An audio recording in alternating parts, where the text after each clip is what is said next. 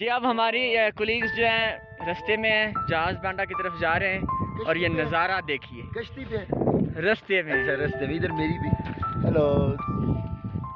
یہ اللہ تعالیٰ کی قدرت دیکھیں، سبحان اللہ، کیا نظارہ ہے، سبحان اللہ، کیا نظارہ ہے۔ اور یقین جانے اللہ تعالیٰ کی قدرت دیکھنے کے بعد ہمیں اس بات کا اندازہ ہوا ہے کہ واقعی یقیناً اللہ از دی بیسٹ کریٹر۔ سبحان اللہ۔ اللہ تعالیٰ نے قرآن مجید میں جو فرمایا ہے سیروا فی الارض، زمین کی سیر کرو، تو اس کی حکمتیں اب کھل رہی ہیں کہ زمین کی سیر کیوں کریں، کہ اللہ تعالیٰ کے یہ بنائے ہوئے اونچے اونچے پہاڑ اور یہ 400-500 فٹ اونچے جو ہیں درخت کتنا خوبصورت منظر پیش کر رہے ہیں، اور ہر سمت جدھر بھی آپ نظر گھمائیں آپ کو سبحان اللہ کہنا پڑتا ہے، دل سے کہنا پڑتا ہے۔ آپ کو یہ چیز اٹریکٹ کرتی ہے کہ آپ سبحان اللہ کہیں، الحمدللہ کہیں۔ آپ تھوڑا سا کان لگا کے سنیں تو آپ کو پانی کی آواز آ رہی ہے جی، نیچے کوئی چشمہ ہے یا کوئی دریا یا کوئی آبشار ٹائپ کوئی چیز ہے، وہ ہاں جی اندر سے نکلتی پہاڑ کے اندر سے۔ ہاں جی بالکل، تھوڑا سا آگے چلیں تو آئی تھنک سو کہ آپ کو نظر آئے گا۔ ہاں جی بالکل، وہ دیکھیں سر، وہ چوٹی نظر آ رہی ہے پہاڑ کی، اس کے اوپر اب کوئی پہاڑ ہمیں نظر نہیں آ رہا، اور اس سمت میں ابھی تک اور چوٹیاں اوپر اوپر ہیں۔ ہاں جی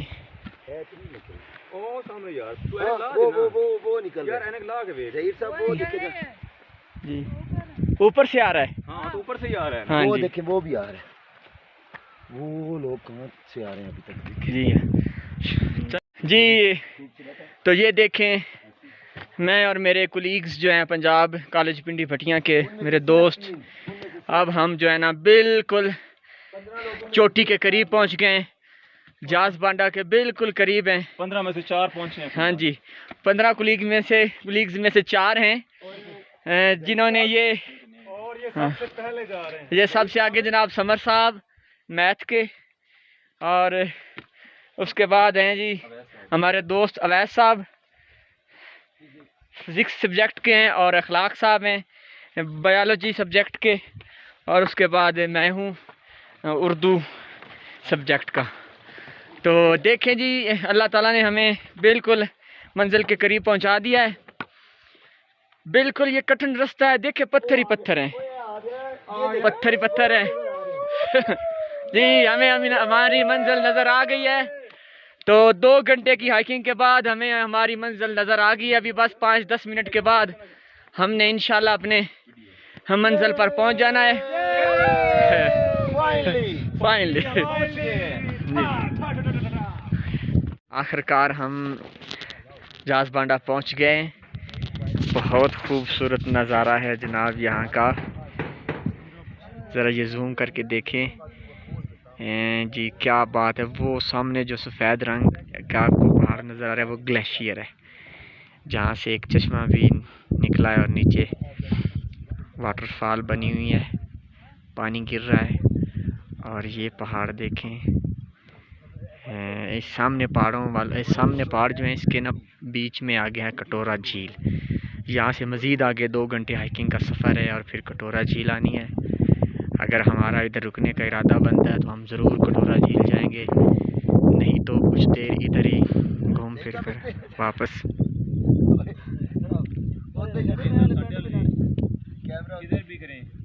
کیمرہ ادھر ہی رکھو، کیمرہ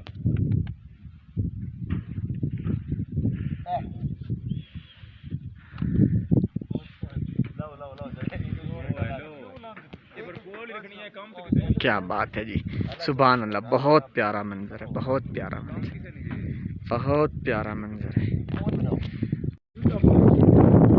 یہاں سے جی ایک ڈیفرنٹ ویو ہے جہاز بانڈا کا، اور بہت خوبصورت وادی ہے یہ.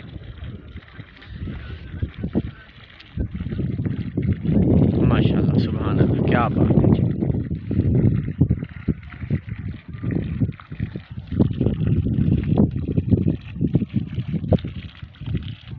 یہ لیں جی اب نظارہ لیں. یہاں پر ہوا کافی ٹھنڈی ہے, سرد ہوا ہے.